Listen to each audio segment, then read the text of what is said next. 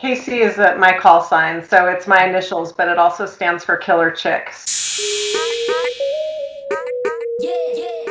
That is really cool. I gotta Google her. Hi, everybody. Welcome to this episode of Cockpits and Cocktails. I'm so excited because we have Casey Campbell with us, and she's got a really cool story. If you haven't heard about it, you will hear it. I am Natalie flyGIRL Kelley, and I'm here with Alyssa. I'm so excited. I was reviewing some things. I was Googling you, of course. So excited that you did this and took time out of your evening to do this. So we really appreciate that. It's been a pretty interesting ride. I mean, just looking back. I actually met Casey at Oshkosh through Heather Penny, who was also a guest of ours previously. Two badass female pilots. That's exactly what I was thinking. I was thinking having Heather.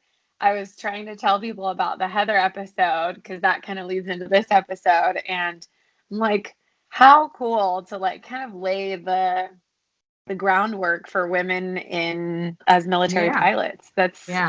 It's been a pretty interesting ride. I mean, just looking back, I started flying in the military in 2001 is when I started flying A-10s, and it is just the landscape in terms of the number of women flying now has changed so dramatically. And Absolutely. It's really exciting to see. Yeah, I think the Fifi or Nicole, I remember when Nicole was on, she was talking about how she felt like she kind of started to see a change when she started flying as well. So that's cool. That's exciting to hear. And, with women that show the bravery that you have, and Heather and Nicole, and it just shows that it's possible. Women can be great fighter combat pilots and military pilots and be successful and do very heroic things. It's funny. I've known Nicole Fifi since I was 12. So we go way back. Wow. We met each other when we were in Civil Air Patrol, both with aspirations of going to the Air Force Academy and becoming fighter pilots. So she now lives a mile from me, and it's just cool to look back and look where we were when we were 12 with just these goals and dreams, and just to see where we've come after all these years. Cool. Yeah, so it's like this friend all along. Yeah. So if you start from the beginning, was it Civil Air Patrol? What got you into aviation? Was your family into it? What's the beginning? The beginning is the Challenger disaster. I know that might sound a little crazy, but for me, it was this moment in 5th grade. I mean, I don't even know. I don't think I really understood what it was then, but I think watching it on TV and feeling just so really just devastated, but also connected in a way of realizing these astronauts died doing something that was bigger than them, that something that they believed in, something that they were willing to give their lives for. I don't know. I connected with it and decided it really very quickly after that I wanted to be an astronaut. And my dad had been in the Air Force for a period of time, and I asked him, what's the best way to become an astronaut? And he said, well, most of the astronauts have gone to the Air Force Academy and gone on to be fighter pilots. And so I was like, all right, that's what I want to do. And in 5th grade, told my dad that. I don't think he thought I would stick with it. But it really just kind of set me up for, wanting to start flying, getting into Civil Air Patrol. All of these things really helped prepare me to get to the point where I could actually go to the academy and compete for pilot training. Wow. Well, that kind of reminds me of actually Nicole's story, and maybe that's just how it needs to be with people that aspire to go in the military. You really have to have that kind of plan and foundation kind of early on. Maybe that helps you be successful, because then you can kind of start laying out what you need to do, when you get to high school and how you need to perform and to be on that track. Would you agree? I think for the service academies, that really helps to have some of those things, to set you up. I would say that prior to that, I mean, I was interested in school, but it wasn't really this passion. My parents would say I spent more time trying to do cheerleading and pageants than anything else. And when I decided I wanted to be an astronaut, it was a switch. I did my homework without asking. I really started to get involved in things. I found my goal. I found my mission. I actually had a little gold star that it was cut out of like cardboard that I hung from the ceiling in my room that said "Reach for the stars," and it was just kind of my reminder of what I really wanted to go after. And so it was from that point on, it was really my path and kept me doing the right things and kept me competitive to be able to go to the Air Force Academy. Isn't it funny how when we actually apply ourselves to something that we're interested in, how much better we perform? And I wish that people at young ages could find those things that they're really passionate about. And I look back to my high school and I was like, I was not interested in anything. And you talk about beauty pageants, you know, it's like I was in all the sports and all the things, but that didn't like set me up for what was next and figuring that out. So I think that's really funny that you're beauty pageant gone A-10 pilot. Yeah. I tell our cadets at the Air Force Academy that in terms of when they ask me what should they do with their careers or what should they major in, and the one piece of advice I say is find something that you love, right? Find something that you're going to enjoy, because if you're going to spend 5 years or 10 years doing it, or even 4 years at college studying something, like if you enjoy it, you're going to do so much better. It'll be easier. You're in it, like it's your interest as opposed to doing something that somebody else wants you to do. It makes such a big difference if it's your goal, what you want to go after. Force it, it's not good. So you're like your dad. He was in the Air Force. Is that correct? Yeah. Did he have was he trying at all to persuade you to go that direction? I think if anything, my dad probably would have swayed me the other way. I think it was hard for him. You know, when he was at the Air Force Academy, there were no women. And so he had this idea of his little girl going off to the academy. And so I think different world. As any parent would be, just a little nervous. But once I was like, this is what I'm going to do, he helped me work out. He helped me build my upper body strength in terms of we hung a pull-up bar in the bathroom so that I could do pull-ups going in and out. I would run the hills with him near our house in my combat boots, so they were all broken in and ready to go. So I think he was nervous, but he really became my biggest supporter in terms of helping me be ready, because it was really important to be ready, not just mentally, but physically as well, so that I could do the best that I could, which would set me up for success in terms of getting a pilot slot. Yeah. So you mean you just can't show up and be like, I'm ready to train now? That would be awesome, but no. Unfortunately, the pilot slots are pretty competitive. It kind of depends based on the year and the needs of the Air Force, but it is very competitive, and it's with everything you do. The harder you work at it, then you put yourself in a position to get what you want. So how does the pilot slot work? Do you just join the Air Force and then test for that, or how do you go about finding what you're going to be accepted into? Part of it is at the Air Force Academy anyway. Part of it is your order of merit, so how well you do, and that includes your academics, your athletics, your military. So it's everything combined in an order of merit. But there's also it wasn't this way when I was there, but there is now testing associated with it, and flight hours, things like that will help you. And you go through kind of some testing to see how you do with certain tasks, and the better you do, the higher score you get. So all of that goes in together. But really, a lot of it is your order of merit and how well you do while you're there, and it will help put you in a position to kind of pick. So you get your dream sheet, if you will, which is how you end up choosing an airplane later too. It's a dream sheet, and the better you do, you end up in a position where you can choose what you want. Yeah. So the airplane that you wound up flying, tell us about how you got into flying the A-10. So when I was at pilot training, I realized that I absolutely loved flying the low levels. Anytime we could get down low, it was something that I don't know. It was enjoyable. I really liked it, and so I started thinking about, okay, what airplanes can I go fly low? And then started talking to people about the missions of the different fighters. I knew I wanted to go fighters. I just wasn't exactly sure which fighter I wanted to take or what I would be competitive for. And I started learning about the A-10, and specifically with the A-10, it was all about the mission of supporting our troops on the ground. And I don't know, that just stuck with me in terms of if that was something I could go do in combat, to be able to help our troops that are out on the ground and help them get home safely. I just really connected with it. And so for me, that was what it was about. I mean, it started out with this, I'd love to go fly at 100 feet and rage around the mountains and do all these fun things, which is still really fun. And I still like that a lot about the A-10. But the mission for me of supporting our troops on the ground was really the most important. Yeah, it sounds like it. So when you go through, you're at the Air Force Academy, what are you doing in terms of flying at that point? When do you find out what you're going to be flying?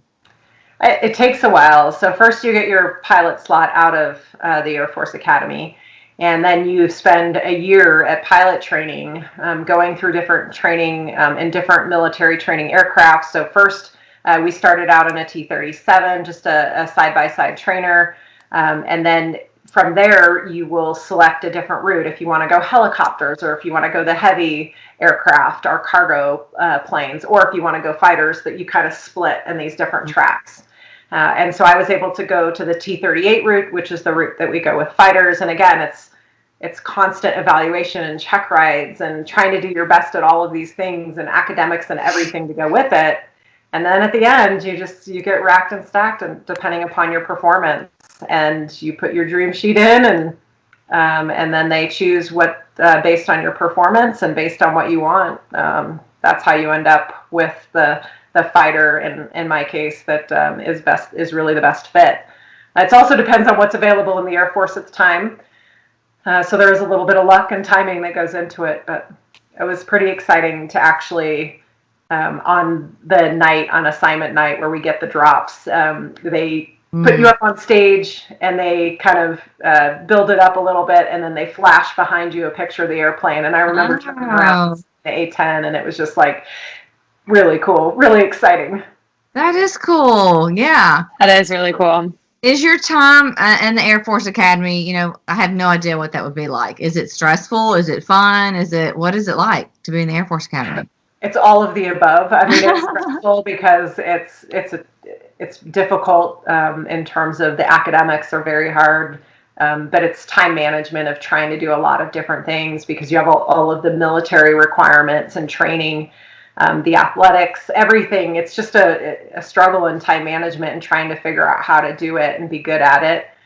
But at the same time, I've met some of the best friends there, friends that will be my friends for life, just going through some of the challenges that we went through, whether it was our basic training, which is kind of the boot camp part of it, to some of our survival training, being out in the woods and, just, trying to survive off limited food and navigate through the mountains of Colorado. I think it's just, you make connections that will last a lifetime. Yeah, I can see that. So tell me about what is this piece of airplane that you have behind you? Yeah, so that is a piece of my A-10 from Iraq. Wow. Yeah. So it's the tail, the back tail section. And the reason I have it is because after I flew the airplane on a mission, it unfortunately never flew again. Had a few too many holes, non-repairable. And so I've got And you got to take one home. I got to take a piece of it home, which was pretty nice. Once they realized it wasn't going to fly anymore, they said, "Hey, do you want to cut the piece of the tail out?" I was like, "Can I do that?" Yeah. So they cut it out for me, and it's kind of nice. It's a little bit of a memory of probably one of the most difficult missions I've ever flown in my entire life. Yeah. So can you tell us, to the listeners, a little bit about what that was? Sure. So this was back in 2003, so it's been a little while, but this was at the start of Operation Iraqi Freedom, and our squadron was deployed to Kuwait to support our troops on the ground. And it had gotten to the point in April, pretty difficult situation on the ground. Our troops were taking fire constantly, and so our regular mission was we'd take off from Kuwait, we'd fly up to Baghdad, which is about 300 miles, about an hour in an A-10, and we'd air refuel, so we'd be ready to go. And then they would put us in these stacks, which were stacks of airplanes surrounding Baghdad so that when the call came in, we were ready to go, and they would just kind of funnel airplanes in as needed. But this day, the weather was terrible. We couldn't see the ground below, and back then the A-10 doesn't have the capabilities that it does now. For us, it was always we needed to see a fight visually so that we could employ our weapons. We weren't really sure that we were going to be able to do anything, but we were just waiting to see what would happen. And we got a call from a ground forward air controller who said they were taking fire and they needed immediate assistance. And we just knew that we had to get there as quickly as possible. Flew right over the top of the target and then started looking for holes in the weather so that we could just dive down through, get below the clouds, and see what we could do to help them out.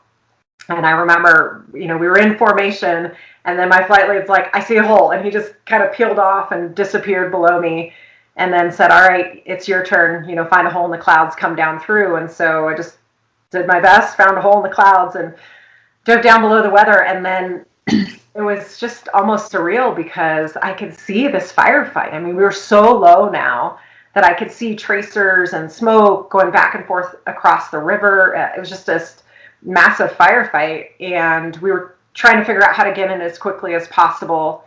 When at about that time, we're talking about how we're going to set up and do our weapons delivery passes, and I suddenly see this bright flash next to my cockpit.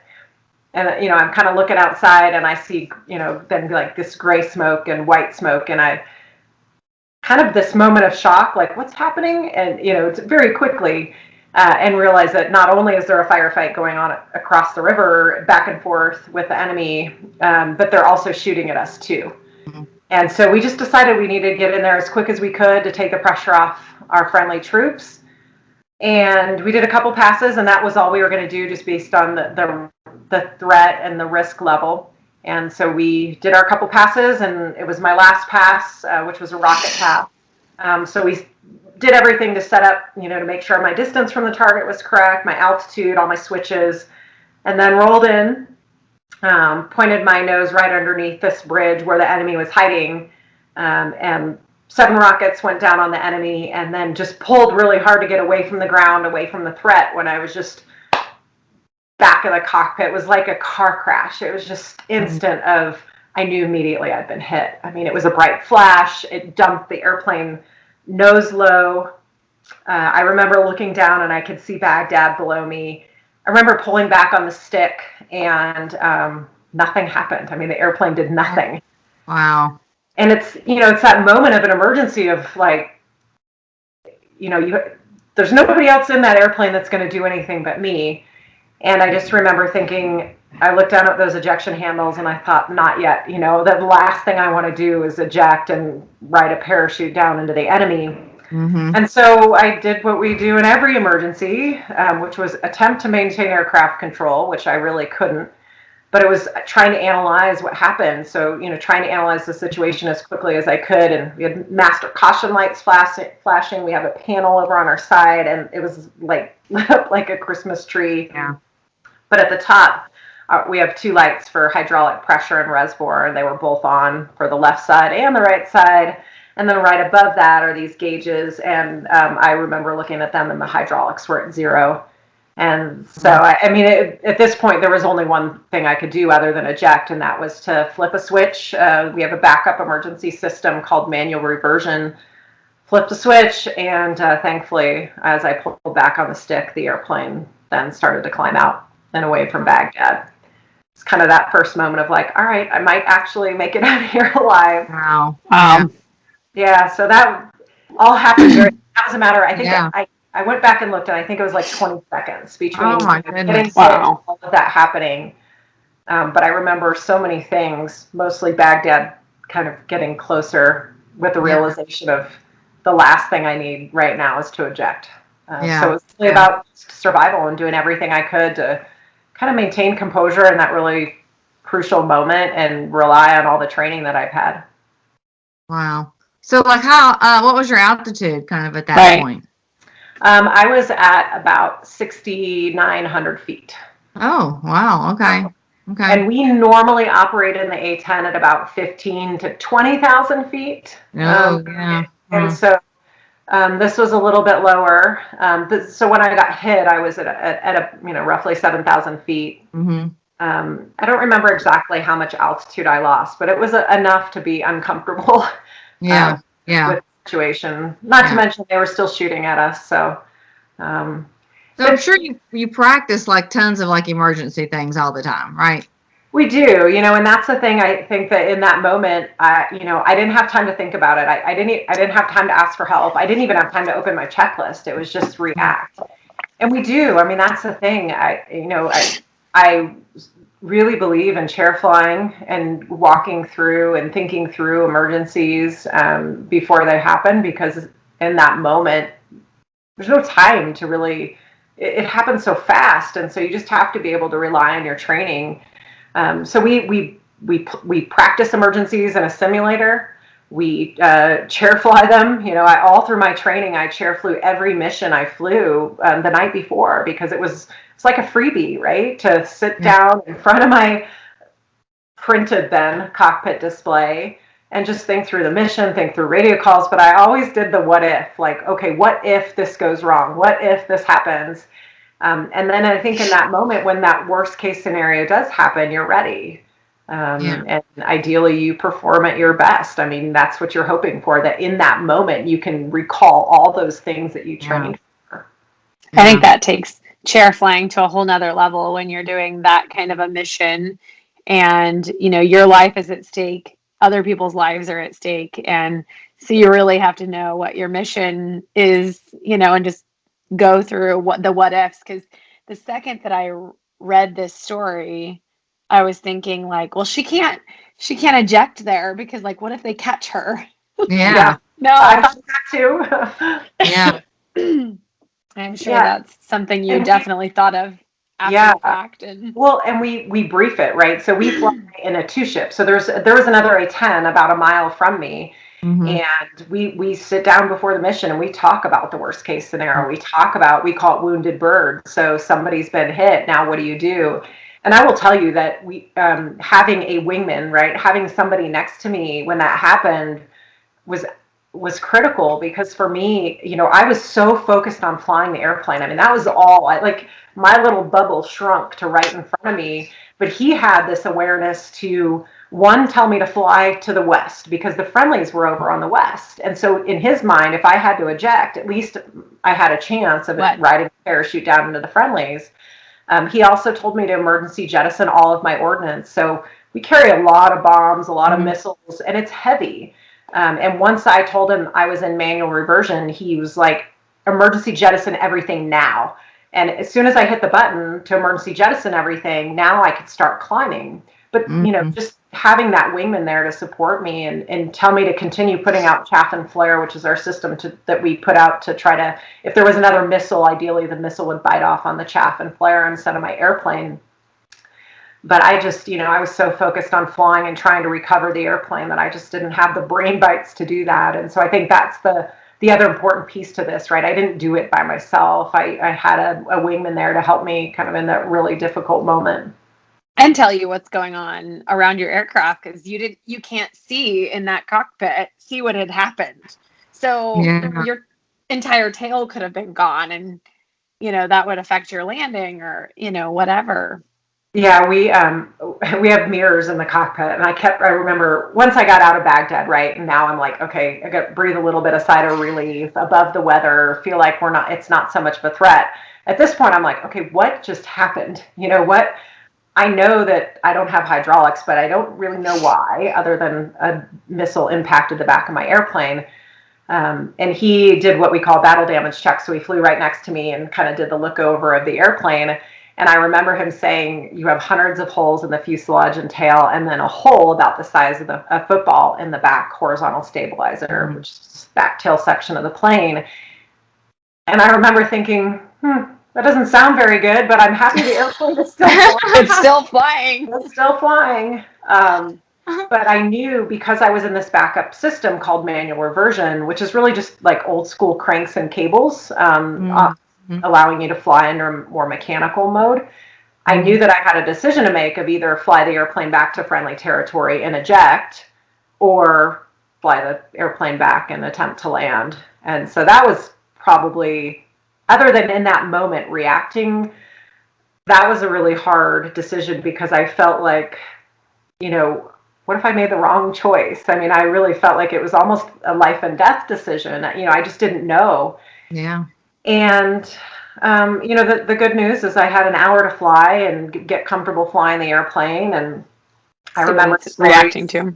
Yeah, I remembered stories from pilots who had flown before me in Desert Storm who had talked about flying in manual reversion. And so I remembered their stories. That's why I think it's so important to share war stories or hangar stories. That's why you do it, right? Because somebody else can learn Right.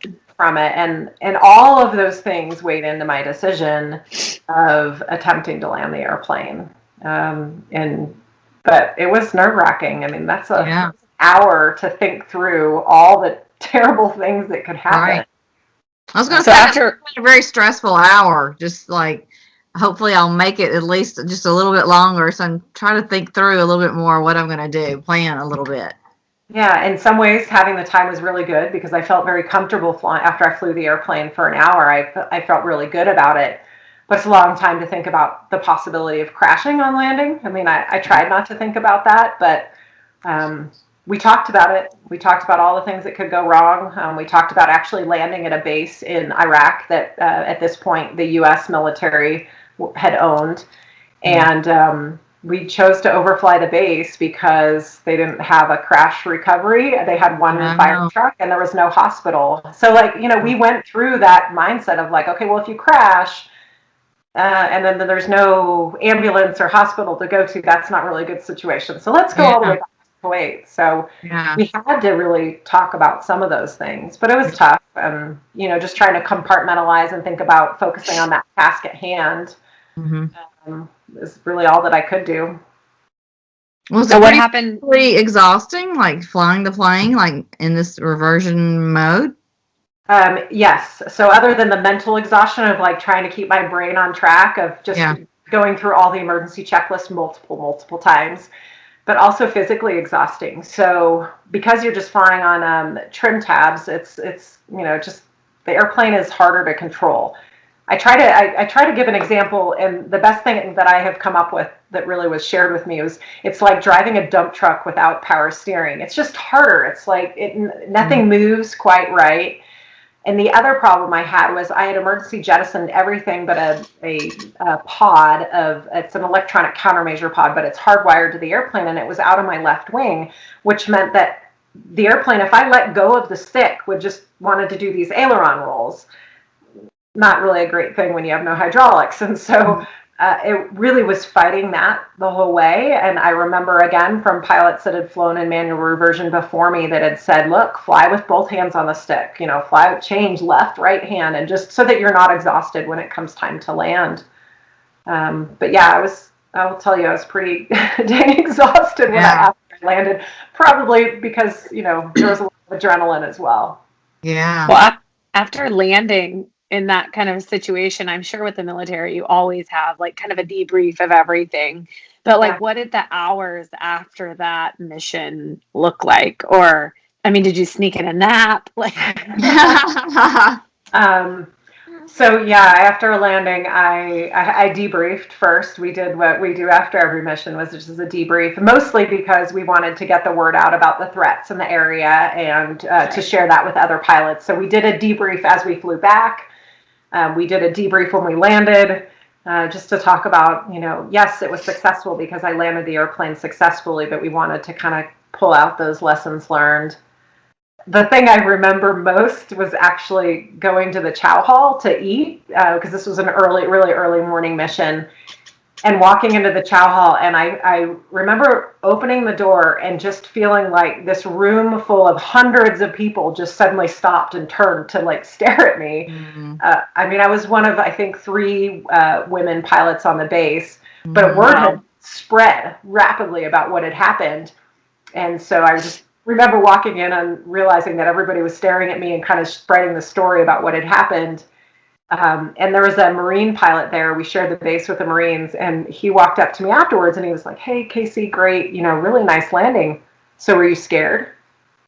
And I was like, no, I'm a fighter pilot. Like, fighter pilots don't get scared, right? We're invincible.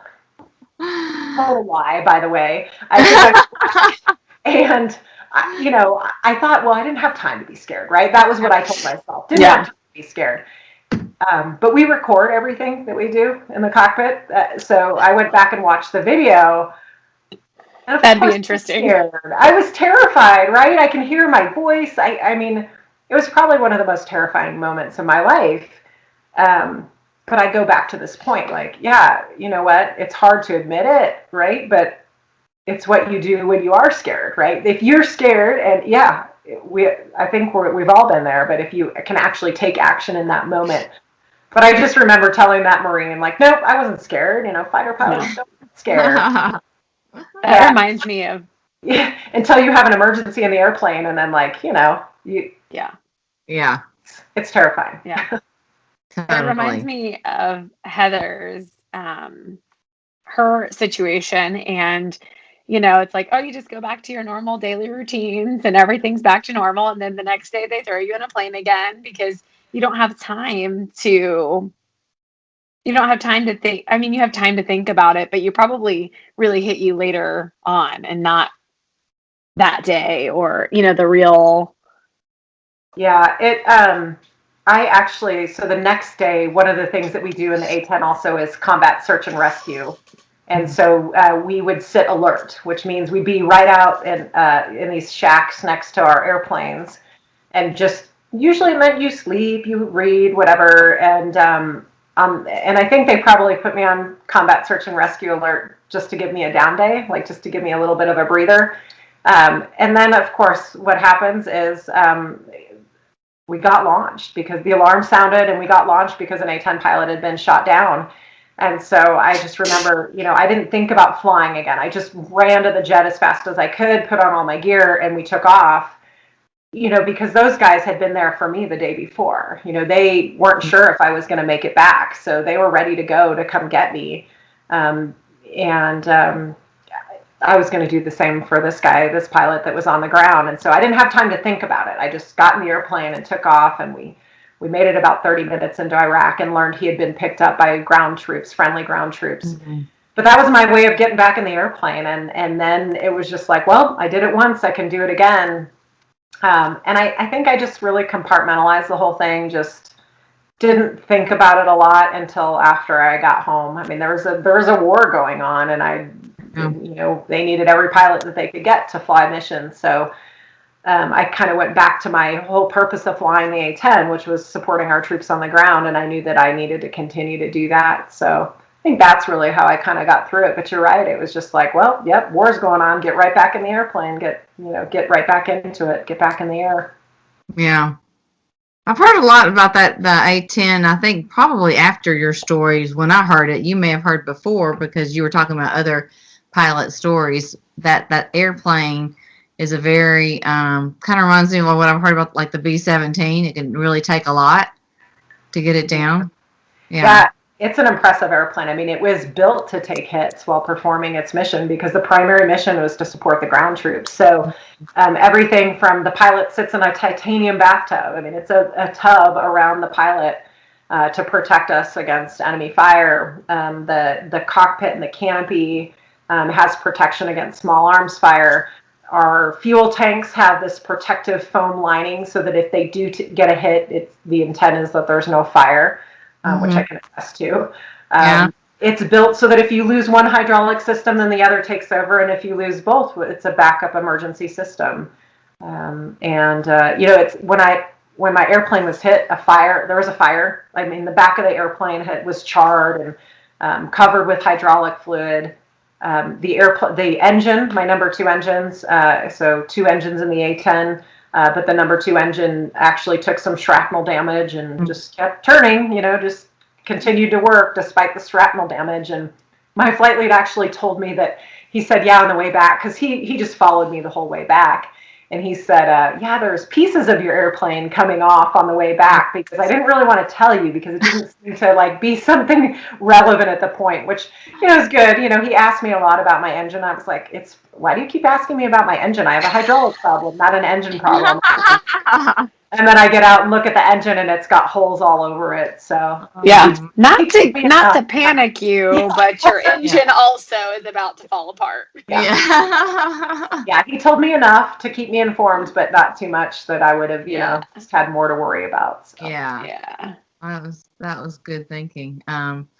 So when you, how much longer were you actually over there?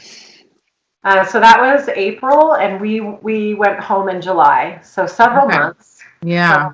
Of flying. So yeah, there's just you know, there is a war going on, and I wanted to be part of it just because those were my brothers and sisters out there, you know, in the air that we were flying with and on the ground, and you want to.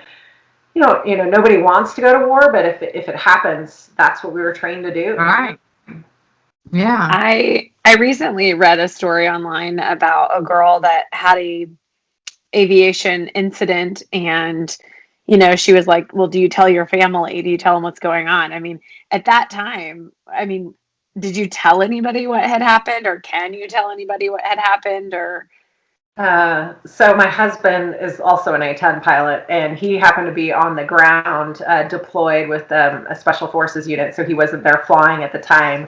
Thank goodness he was sleeping when it happened, because he didn't have to hear about it in real time and wonder what was going to happen.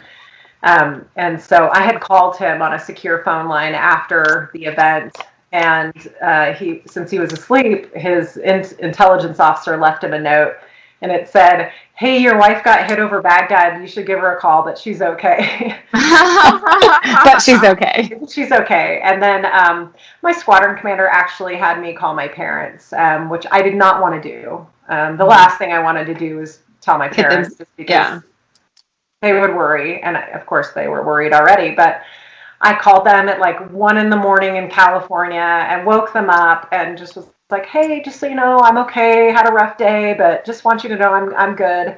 And then my dad, because of his time in the military, had a friend of a friend of a friend ended up sending pictures. This was early ages of digital cameras, so he got a few pictures on email, and so I was thankful I called them, because I would have hated for them to find out. For them to know. And So, and I didn't have kids at the time, so my kids, you know, that wasn't really a factor.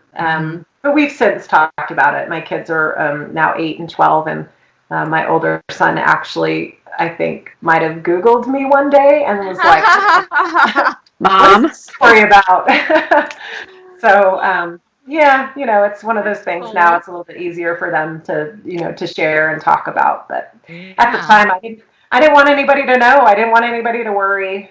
Little did I know that, you know, CNN and, you know, different news outlets would make such a big deal out of it. Yeah. So how does it feel, talking about that? We talked a little bit about, because of this mission, you received the Distinguished Flying Cross. And we were talking a little bit about, well, for me, I just wondered if it was like surreal, because I'm reading all the names of some of these people, like Jimmy Doolittle, and, you know, all these astronauts, and Jackie Cochran, who received it, to think, wow, I actually received that too. Like, what does that feel like? It's humbling, I think, more than anything. You know, in the moment when I heard that I was going to receive the Distinguished Flying Cross, it was just like, wow, am I worthy to receive that? I feel like I was just doing my job, and I was supporting our troops on the ground. And I mean, it was an incredible honor, don't get me wrong, but when you look at the list of names of people that have received that, like, wow. It feels a little overwhelming. But I'm thankful that for the honor. I will tell you that one of the things that I have that probably means more to me than anything else, in terms of recognition, is a note that I got from some troops on the ground. And I wasn't in the squadron, but they came by to say thank you. And so they scribbled a little note for me that said, "Thanks for saving our ass over Baghdad," and signed their names to it. And like, that's what matters, right? Yeah. Like that's why I have done, you know, that's why I love flying the A-10. That's why I love, you know, absolutely love what I do, is because of that. And that to me means more than anything.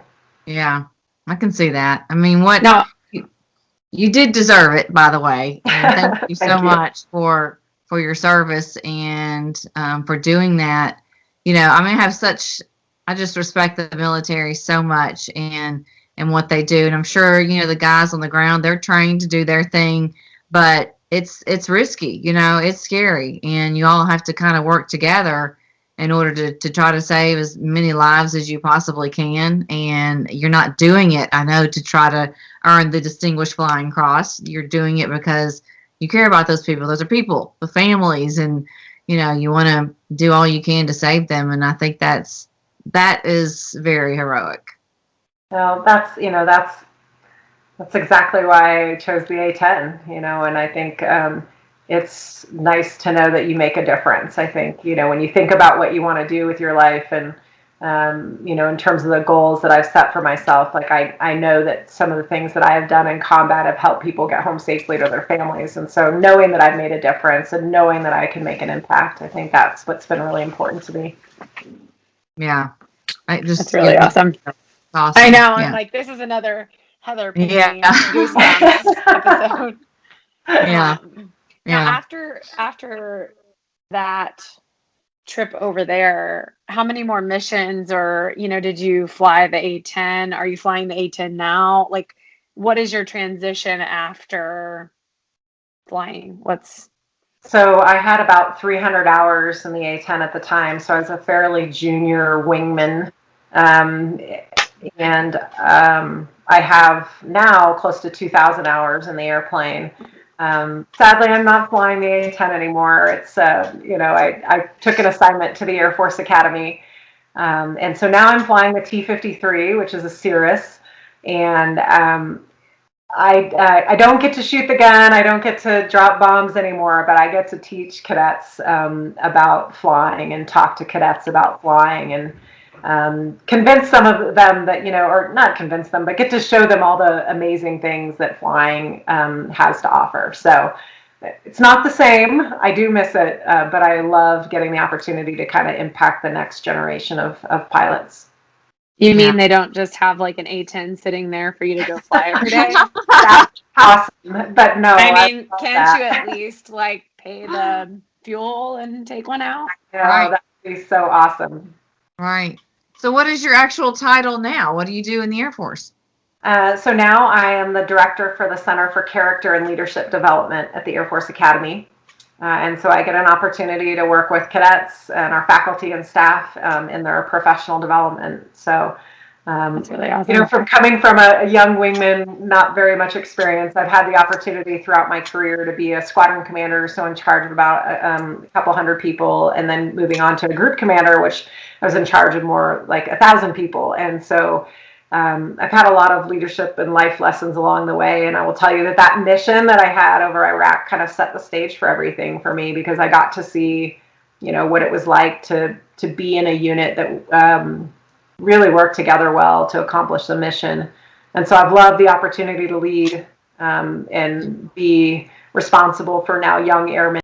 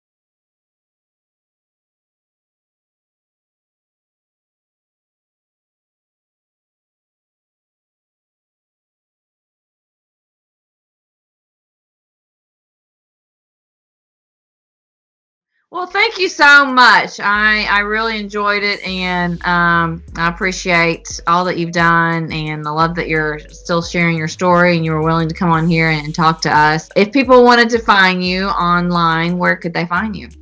Best place would be through LinkedIn. So Kim Campbell on LinkedIn is the best way. And, I love having the opportunity to share with people, and whether it's providing advice or sharing stories or just connecting. I love that. Thank you so much for coming on. Thank you for all you've done for our military and our country and all the troops out there. Yeah. Thank you so much for your time. Cross again in the future. Absolutely. Yeah, absolutely. Yeah. Well, thanks for tuning in to this episode of Cockpits and Cocktails with me, Natalie flyGIRL Kelley, Casey Campbell, and Bye, Alyssa. Cheers, ladies.